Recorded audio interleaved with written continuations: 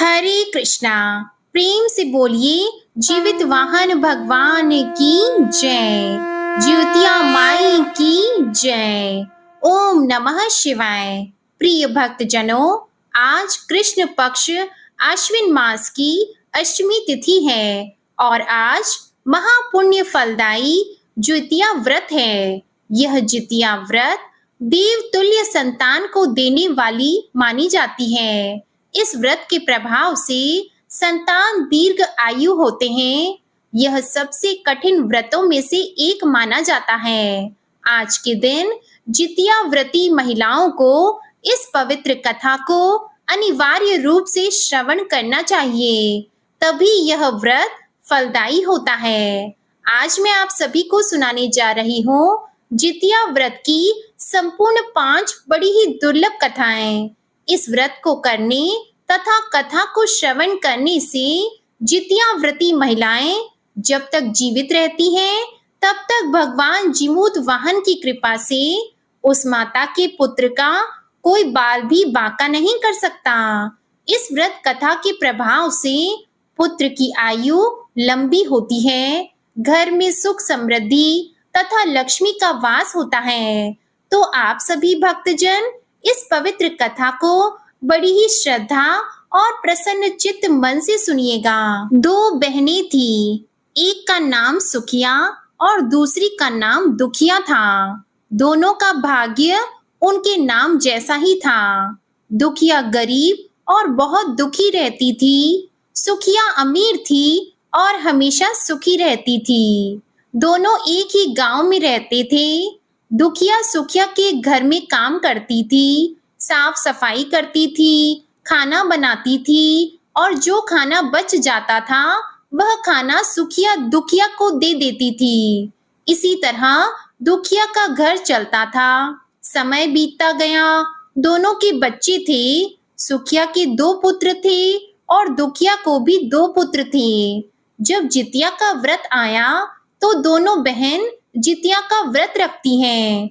अब देखिए, दुखिया सुखिया के घर में काम करती थी। व्रत के दिन दुखिया ने सुखिया के घर जो चावल फटका था, चावल को साफ किया था। उसमें से जो खुद्दी निकला वह अपने लिए रख ली और साफ चावल सुखिया को दे दी।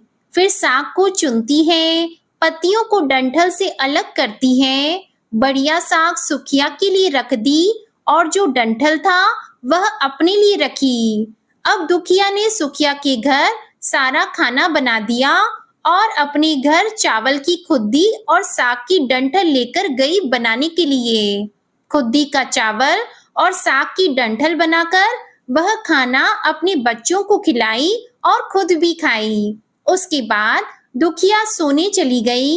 आधी रात में एक बूढ़ी औरत उसके घर पर आकर दरवाजा खटखटाती है। बुढ़िया बोलती है, दुखिया पूछती है, हम हैं। कौन है? दुखिया ने उठकर फाटक खोला और पूछती है, अम्मा आपको क्या चाहिए?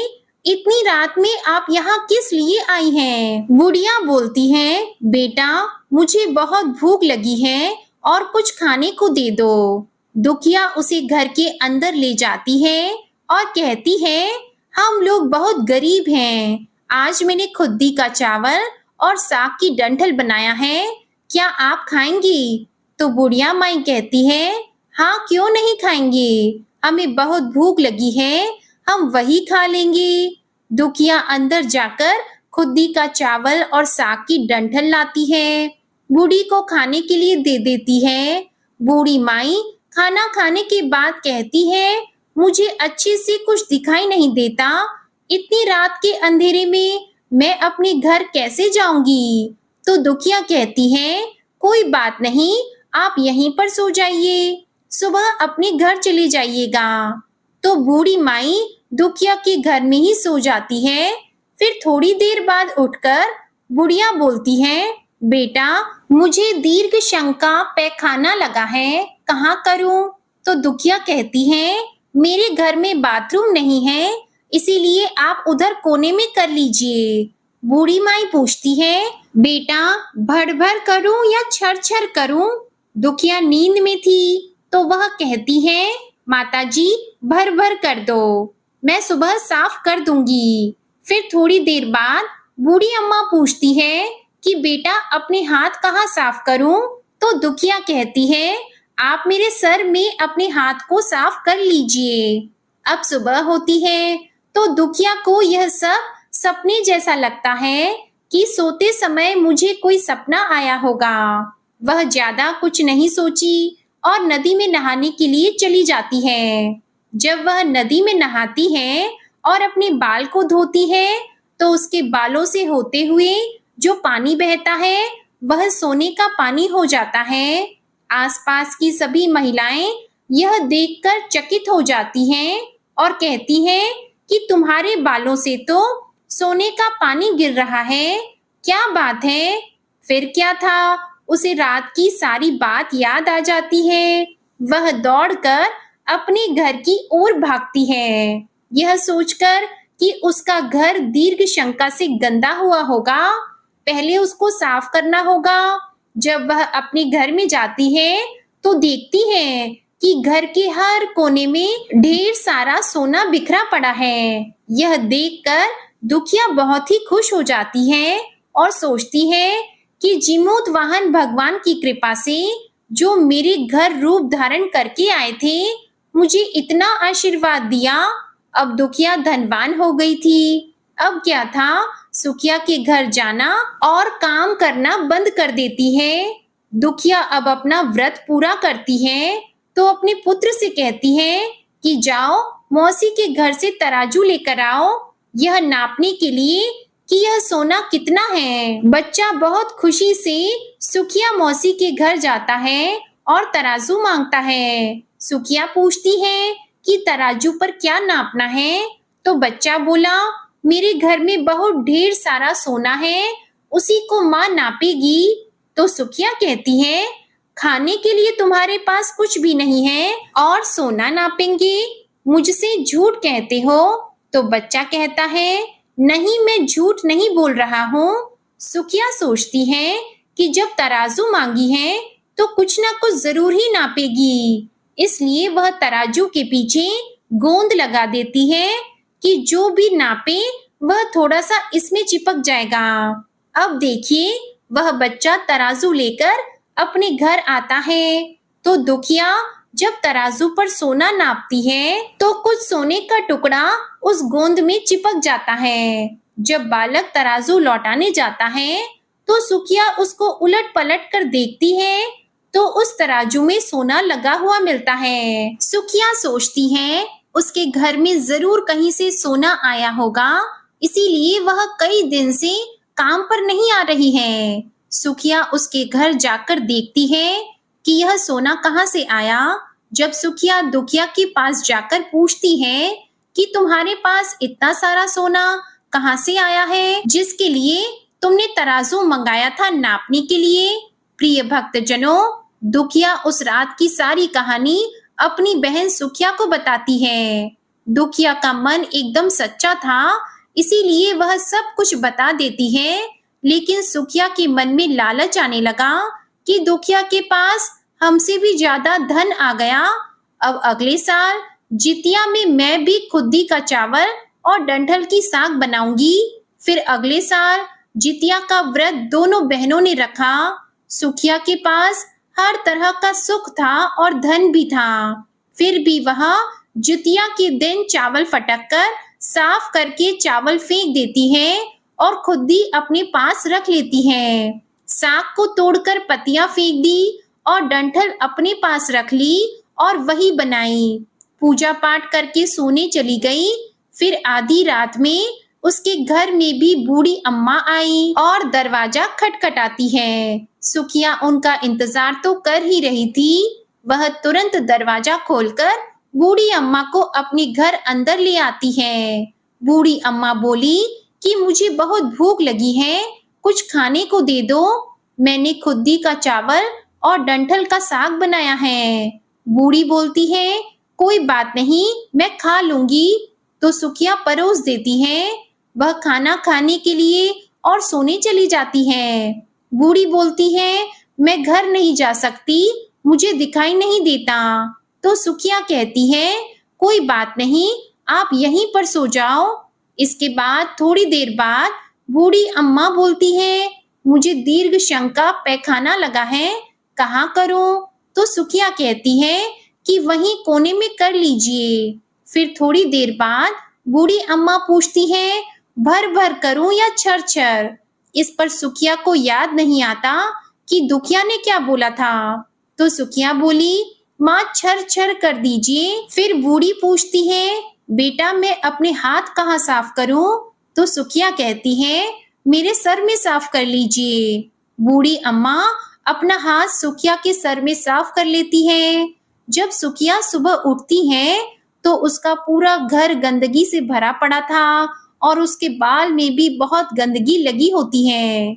यह देखकर सुखिया बहुत दुखी हो जाती है और उसे बहुत गुस्सा भी आता है। वह अपनी बहन दुखिया को बुलाती है और उसको गुस्सा करती है कि तुमने हमसे झूठ कहा और मेरा पूरा घर गंदा करवा दिया। तो दुखिया पूछती है कि तुमने क्या कहा था, भर भर या छर छर?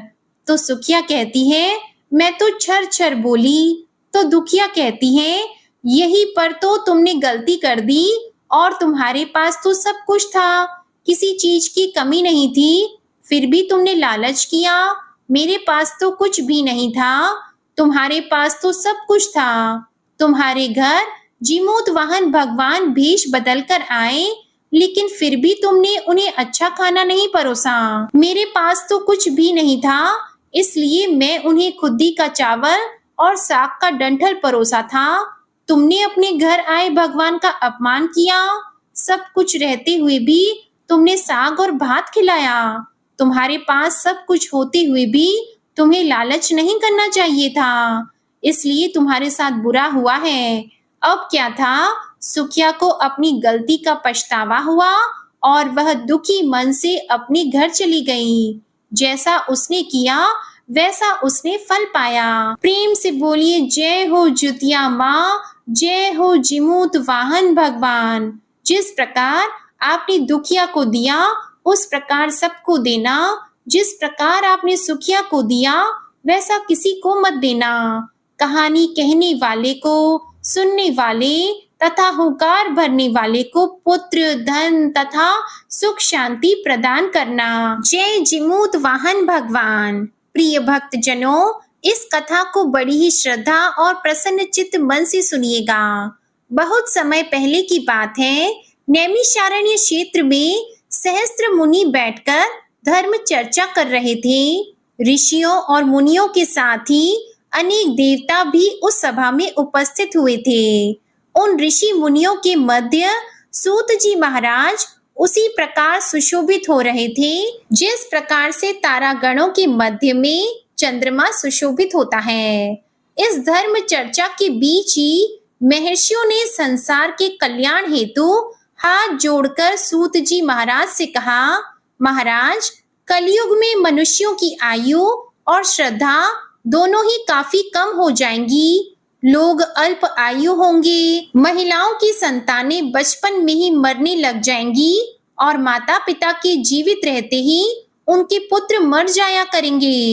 एक ऋषि ने हाथ जोड़कर आगे कहा, महाराज, इस भीषण विपत्ति से बचने का कोई उपाय होगा? सूत जी बोले, आपने बहुत ही उत्तम प्रश्न पूछा है।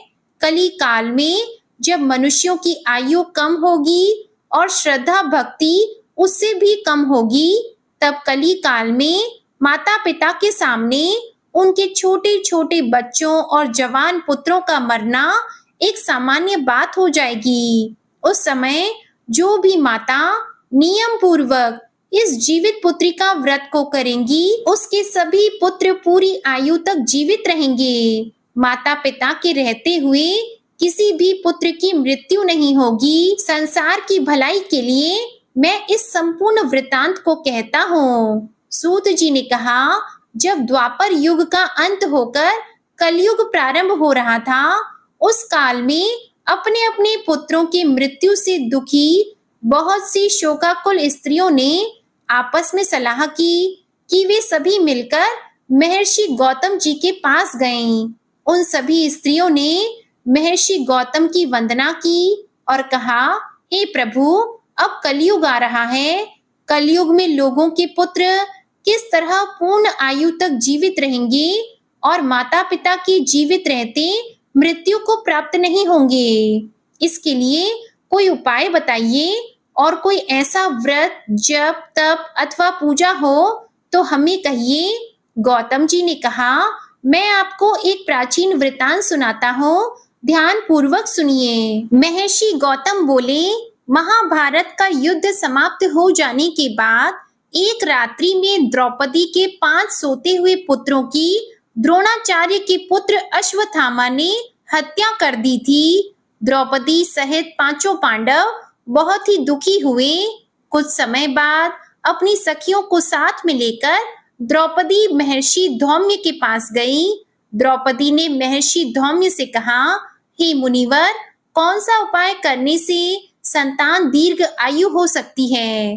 कृपा करके वह उपाय हमको बताइए। महर्षि धौम्य बोले, सतयुग में हमेशा सत्य बोलने वाला और सभी के साथ समान व्यवहार करने वाला जिमोतवाहन नामक एक राजा था। हमेशा सत्य आचरण करने वाला राजा जिमोतवाहन बड़ा ही साहसी और रहम दिल था। एक बार राजा जिमोतवाहन अपनी रानी सहित अपने ससुराल गया।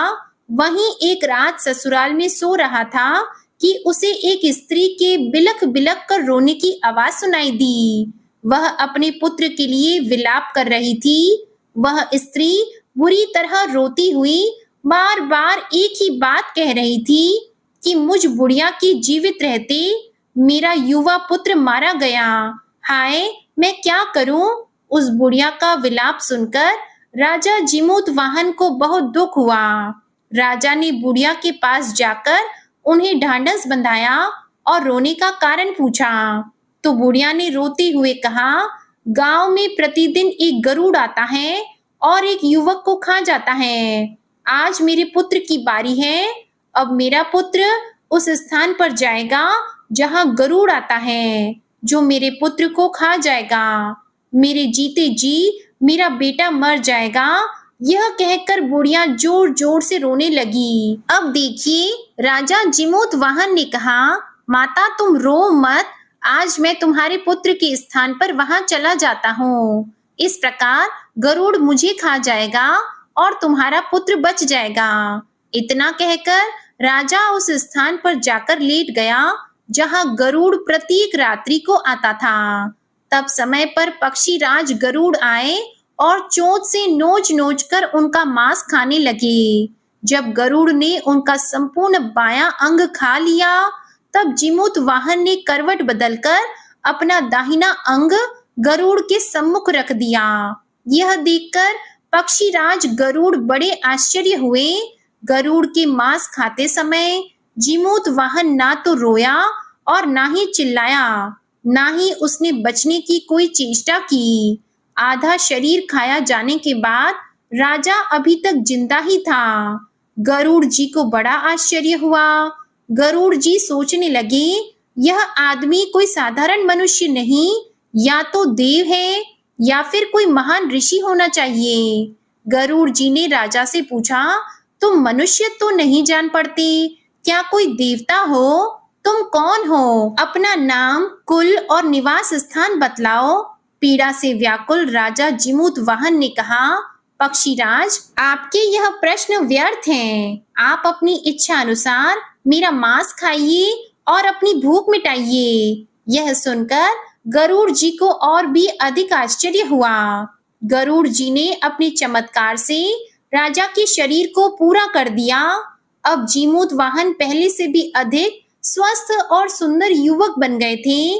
अब गरुड़ जी ने आदर पूर्वक राजा से उनका परिचय एक बार फिर पूछा। राजा जिमोतवाहन बोले, हे गरुड़ देव, मेरा नाम जिमोतवाहन है। मेरे पिता का नाम सालीवाहन और माता का नाम महारानी सौम्या है। हम सूर्यवंशी क्षत्रिय हैं। यह सुनकर गरुड़ ने कहा, हे राजन, मैं तुम्हारी दयालुता और त्याग की भावना देखकर बहुत प्रसन्न हूँ। तुम मुझसे कोई भी मनचाहा वरदान मांग लो। तब राजा ने कहा, हे पक्षीराज, यदि आप मुझे कोई वरदान देना चाहते हैं तो एक वरदान दीजिए कि आपने अभी तक जितने भी मनुष्यों को खाया है वे सभी जीवित हो जाएं। अब आगे से आप यहाँ के युवकों को ना खाएं। यहाँ उत्पन्न होने वाले सभी बालक लंबी आयु को प्राप्त करें। गरुड़ जी ने तथास्तु कहा और उड़कर नागलोक चले गए। नागलोक से अमृत लाकर उन्होंने लाए हुए मनुष्यों के हड्डियों के ढेर पर डाल दिया, जिससे वे सभी मनुष्य जीवित हो गए। राजा जिमूतवाहन अभी भी वहीं खड़े थे। तब गरुड़ जी ने राजा से कहा, मैं आज संसार के कल्याण हेतु एक वरदान दे रहा हूँ। आज आश्विन माह के कृष्ण पक्ष की अष्टमी है। यह अष्टमी सप्तमी रहित और अत्यंत शुभ है। आज तुमने यहाँ की प्रजा को जीवन दान दिया है और मेरे द्वारा खाए गए हजारों मनुष्यों को पुनः जीवित कराया है। आज से यह तिथि अत्यंत पवित्र और ब्रह्म भाव से युक्त हो गई है। मैं यह अमृत तीनों लोकों द्वारा पूजित भवानी दुर्गा जी से लाया हूँ। भवानी दुर्गा जी के द्वारा दिए गए अमृत द्वारा ही इन सभी मनुष्यों को जीवन दान मिला है। यही कारण है कि मातेश्वरी दुर्गा जी का एक नाम जीवित पुत्रिका भी है। गरुड़ जी ने आगे कहा, राजन, आज के बाद इस तिथि को जो स्त्रियां जीवित पुत्रिका माता के रूप में दुर्गा जी तथा कुशा नामक घास से तुम्हारी आकृति बनाकर दुर्गा जी के साथ साथ तुम्हारी भी पूजा करेंगी, उसका सौभाग्य और वंश निरंतर बढ़ता रहेगा। इस बात में जरा भी संशय नहीं। अपनी बात को स्पष्ट करते हुए गरुड़ जी ने कहा, हे राजा जिमूतवाहन, जिस दिन उदया तिथि अष्टमी हो अर्थात सप्तमी से रहित अष्टमी को ही यह व्रत करना चाहिए। सप्तमी युक्त अष्टमी को यह व्रत करने से इसका कोई फल नहीं मिलेगा। अतः शुद्ध अष्टमी को यह व्रत करके अगले दिन नवमी तिथि में ही इसका पारण करना चाहिए। यदि इन बातों का ध्यान न रखा जाए तो व्रत का प्रभाव नष्ट हो जाएगा। अब देखिए, जिमूतवाहन को यह वरदान देकर गरुड़ जी भगवान विष्णु के पास बैकुंठ लोक में चले गए। राजा जिमूतवाहन पहले तो अपने ससुराल आए और वहां से विदाई लेकर अपनी पत्नी सहित अपने नगर में गए। महर्षि धौम्य ने द्रौपदी को यह संपूर्ण वृत्तांत सुनाने के पश्चात कहा, हे देवी, मैंने यह अतिशय दुर्लभ वृत्तांत तुमको सुनाया है। तुम मेरे द्वारा वर्णित विधि विधान से पूरी भक्ति भावना के साथ यह व्रत करो। इस व्रत में तुम दुर्गा जी तथा कुशा घास से बनाई गई राजा जिमूतवाहन की पूजा करो और नवमी को ही तुम्हारी सभी मनोकामनाएं अवश्य पूर्ण होंगी। एक बार प्रेम से बोलिए, जिमूतवाहन भगवान की जय। जय माता ज्योतिया। ओम नमः शिवाय। प्रिय भक्तजनों, आइए सुनते हैं अब दूसरी कथा। नर्मदा नदी के पास एक कंचनवटी नाम का नगर था। वहां के राजा का नाम मलाई केतु था। उसी नर्मदा नदी के पश्चिम और बालोट नाम की मरुभूमि थी, जिसमें एक विशाल पेड़ पर चील रहती थी और उसी पेड़ के नीचे एक सियारिन भी रहती थी। चील और सियारिन दोनों ही पक्की सहेलियां थीं। कुछ महिलाओं को जितिया व्रत करते देखकर चील और सियारिन ने यह व्रत करने का संकल्प लिया और दोनों ही भगवान श्री जिमूतवाहन की पूजा और व्रत करने का प्रण लेती हैं। जिस दिन दोनों को व्रत रखना था, ठीक उसी दिन शहर के एक बड़े व्यापारी की मृत्यु हो गई और उसका दाह संस्कार वहीं पर मरुभूमि पर हुआ। मुर्दा देखकर सियारिन को भूख लगने लगी और वह खुद को रोक नहीं पाई, जिसके कारण उसका व्रत टूट गया। किंतु चील ने खुद पर संयम रखा और पूरी श्रद्धा और नियम से अपना व्रत पूरा किया। अब देखिए, उस सियारिन ने तो मुर्दा खाया था, इसलिए उसका व्रत खंडित हो गया। वह सियारिन मुर्दा घाट पर से ही एक हड्डी उठाकर ले आती है और वह अपने मांद में छिपाकर धीरे धीरे रात को खाने लगती है। तब चील ने सियारिन से कहा, हे सियारिन बहन, तुम क्या खा रही हो? कट कट की आवाज आ रही है। तब सियारिन ने कहा, हे चील बहन, मैं क्या बताऊं, मैं दिन भर से भूखी हूँ और रात को भी भूखा रहना पड़ता है। मैं करवट बदल रही हूँ तो मेरी हड्डियां कट कट बोल रही हैं। मैं कुछ खा थोड़ी ही रही हूँ। यह सुनकर चील ने कहा, हो सकता है बहन, तुम्हारी हड्डियां ही बोल रही होंगी। अब देखिए, उस चील ने सोचा कि उसकी बहन सियारिन सत्य बोल रही है। इस प्रकार से सुबह होते ही चील ने अपना पारण पूरा किया। अब देखिए, चील ने तो अपना व्रत पूरा किया था तो उसके बच्चे जीवित हो गए और वहां पर सियारिन ने अपना व्रत भंग कर लिया था और उसने हड्डी खा लिया था तो उसके पुत्र मृत्यु को प्राप्त हो गए और वहां पर चील अपने बच्चों के साथ आनंद पूर्वक रहने लगी। अब इन दोनों की मृत्यु होती है तो अगले जन्म में दोनों सहेलियों ने पुत्री के रूप में एक ब्राह्मण परिवार में जन्म लिया। उनके पिता का नाम भास्कर था। चील बड़ी बहन और सियारिन छोटी बहन बनी।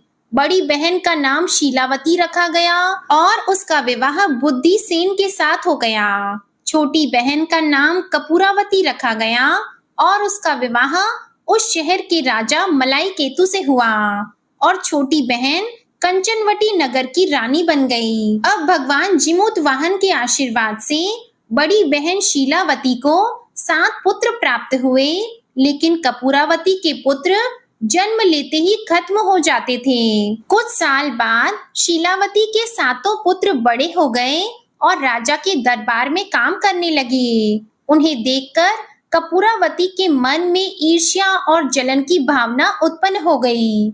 इस ईर्ष्या की भावना में कपूरावती ने राजा से कहकर शीलावती के 7 बेटों के सर कटवा दिए। फिर उन 7 सरों को साथ में लेकर बर्तन में एक साथ ढककर रख दिया।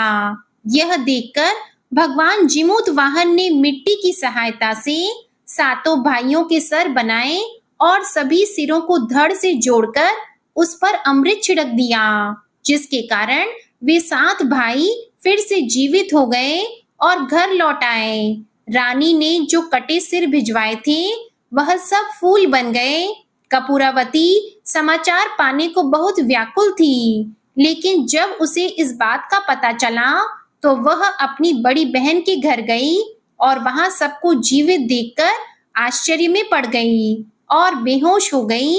जब कपूरावती होश में आई तो उसने अपनी बड़ी बहन से यह सारी बात बताई। भगवान जिमूत वाहन की कृपा से बड़ी बहन को पूर्व जन्म की सारी बातें याद आ गई और वह अपनी छोटी बहन को उसी पेड़ के नीचे लगातार पूर्व जन्म की सारी बातें सुनाई, जिसे सुनकर कपूरावती फिर से बेहोश हो गई और मर गई। जब राजा तक इस बात की सूचना मिली, उन्होंने उसी जगह पर पेड़ के नीचे कपूरावती का दाह संस्कार कर दिया। अब देखिए, बड़ी बहन इस जन्म में भी अपने पुत्रों के साथ सुखपूर्वक रहने लगी और अपना जीवन व्यतीत करते हुए वृद्धावस्था में भगवान को प्रिय हो जाती है और मृत्यु को प्राप्त होती है। अगले जन्म में फिर से छोटी बहन जो सियारिन थी, उसने जन्म लिया और उसे वह सारी बातें याद थी। इस जन्म में उसने भगवान जिमूत वाहन की पूजा की और ज्योतिया का व्रत किया। इसके फल से उसे पुत्र रत्न की प्राप्ति हुई। उसके सारे पाप मिट गए और वह पुत्रवती हो गई। इस जन्म में वह अपना जीवन आनंद पूर्वक बिताने लगी। प्रेम से बोलिए, जय जिमूत वाहन भगवान, जय हो जितिया माई। एक गांव में 2 बहनें थी जिनका नाम चूलिया और सियरिया था। चूलिया बहुत ही मेहनती थी और गरीब भी थी। वह मजदूरी करके अपने बच्चों को पालती थी, लेकिन सियरिया गलत आचरण वाली थी, जो हमेशा मौज और ऐश करती थी और चूलिया से जलती भी थी। हर वक्त सियरिया यह सोचती थी कि चूलिया इतनी खुश कैसे रहती है। चूलिया की हंसी खुशी सियरिया से सहन नहीं हो पाती। उसके कारण सियरिया चूलिया के संतानों को सताने के लिए कई प्रयास कर चुकी थी और कई बार चूलिया के बच्चों को मारने की कोशिश भी कर चुकी थी, किंतु चूलिया की तपस्या और व्रत के कारण उसके बच्चे सदैव सुरक्षित बच जाया करते थे। एक दिन सियरिया चूलिया के सभी बच्चों को लेकर लकड़ी काटने के लिए गई। वहां जंगल में लकड़ी काटते काटते बच्चे थक गए और थोड़ी देर के लिए सो गए। बच्चों को सोया देखकर सियरिया ने सभी बच्चों के सिर काट दिए और टोकरी में रखकर वापस घर आ गई। चूलिया को वह टोकरी भेंट में दी और कहा, दीदी, मैं जंगल से आपके लिए नारियल लाई हूँ, बच्चों को खिला देना। चूलिया ने उस टोकरी को उठाकर देखा नहीं और किनारे में रख दिया और अपने बच्चों की प्रतीक्षा करने लग गई। जब शाम से रात हो गई और बच्चे वापस नहीं आए तो वह बहुत ही परेशान हो गई। बड़ी ही करुण स्वर में जोर जोर से रोने लगी। करुणा भरी स्वर को सुनकर पार्वती जी से रहा नहीं गया और उन्होंने महादेव जी से कहा, हे प्रभु, कोई दुखियारी बहुत रो रही है, उसके रोने में बहुत ही वेदना छुपी हुई है, मुझे बर्दाश्त नहीं हो पा रहा, हमें चलकर देखना चाहिए कि कौन रो रहा है और क्यों रो रहा है। इस बात पर महादेव जी ने कहा, हे देवी, यह मृत्यु लोक है और यहाँ पर यह साधारण सी बात है, लेकिन पार्वती जी के हठ के कारण महादेव जी उनके सामने झुक गए और चूलिया के पास जाकर उसके रोने के कारण पूछे। महादेव जी के पूछने पर चूलिया ने अपने रोने का कारण विस्तार से बताया। शंकर जी ने जब ध्यान लगाया तो उन्होंने चूलिया के बच्चों को जंगल में मृत पाया, जिसके बाद शंकर जी ने पार्वती जी को अनुरोध किया और बच्चों को पुनः जीवित कर दिया। बच्चे नींद से उठकर मौसी को ढूंढ रहे थे, किंतु मौसी वहां नहीं आई थी। बच्चे डर कर घर आ गए और मौसी के सारे कार्य माँ के सामने बता दिए। यह सब सुनकर चूलिया सियरिया के पास जाकर लड़ने लगी कि तुम मेरे बच्चों को जंगल में क्यों अकेला छोड़कर आई। दोनों बहनों में लड़ाई शुरू हो गई और यह लड़ाई 7 दिन 7 रात तक चलती रही, किंतु उस लड़ाई का कोई हल नहीं निकला। इसके बाद दोनों ने उस जंगल में एक तपस्वी को घटना सुनाई। घटना को सुनने के बाद तपस्वी ने दोनों को आदेश दिया कि तुम दोनों जाकर पास में खेल रहे बच्चों को बाल से घसीटते हुए मेरे पास लाओ, उसके बाद मैं निर्णय करूंगा। अब देखिए, चूलिया तो बच्चों की माँ थी, उससे बच्चों की पीड़ा देखी नहीं जा सकी। उसने महात्मा के वचनों को पालन नहीं किया, लेकिन सियरिया दौड़ती हुई गई और खेलते हुए बच्चों को बाल से पकड़कर खींच कर ले आई। जिसके बाद तपस्वी ने सियरिया को यह श्राप दिया कि हर जन्म में इसी प्रकार तू सदैव जलती रहेगी और दुखी होती रहेगी। जो महिला किसी बच्चे की पीड़ा और माँ की ममता नहीं जानती, वह जीवन भर धरती पर दुख भोगने के अलावा और कुछ नहीं पाती। ऐसा कहकर ऋषि ने चूलिया को आशीर्वाद दिया और कहा, चूलिया, तू सदैव पुत्रवती रहेगी, तेरे पुत्र तेरे आचरण में लगे रहेंगे। तू जब तक जीवित रहेगी, तेरे पुत्र तेरे समक्ष दिखाई देते रहेंगे। तू अपना जीवन सुख पूर्वक व्यतीत करेगी। ऐसा कहकर ऋषि जी अपने ध्यान में लग गए और चूलिया अपने बच्चों को लेकर खुशी खुशी अपने घर चली आई। प्रेम से बोलिए, जय शिव शंकर, जय जिमूत वाहन भगवान, जय जितिया माँ, ओम नमः शिवाय। प्रिय भक्तजनों, आइए अब सुनते हैं 5वीं कथा, जिसे सुने बिना यह कथा अधूरी मानी जाती है। महाभारत के युद्ध में जब अश्वत्थामा अपने पिता की मृत्यु से बहुत दुखी थे और अपने पिता की मृत्यु का बदला लेना चाहते थे, जिसके कारण वह पांडवों के शिविर में घुस गए। शिविर में उस समय 5 लोग सो रहे थे, जिसके कारण अश्वत्थामा ने उनको पांडव समझकर खत्म कर दिया, उनकी हत्या कर दी। यह माना गया कि सभी पुत्र द्रौपदी के पुत्र थे। जिसके बाद अर्जुन ने अश्वत्थामा को बंदी बना लिया और उसकी दिव्य मणि छीन ली, जिसके कारण अश्वत्थामा ने क्रोध में आकर अभिमन्यु की पत्नी के गर्भ में पल रहे शिशु को भी ब्रह्मास्त्र के जरिए मार डाला। जिसके बाद भगवान श्री कृष्ण ने अपने सारे पुण्य का फल उत्तरा की अजन्मी संतान को दे दिया और गर्भ में पल रहे शिशु को पुनः जीवित किया। श्री कृष्ण भगवान की कृपा से इस पुत्र का नाम जीवित पुत्री का नाम दिया गया।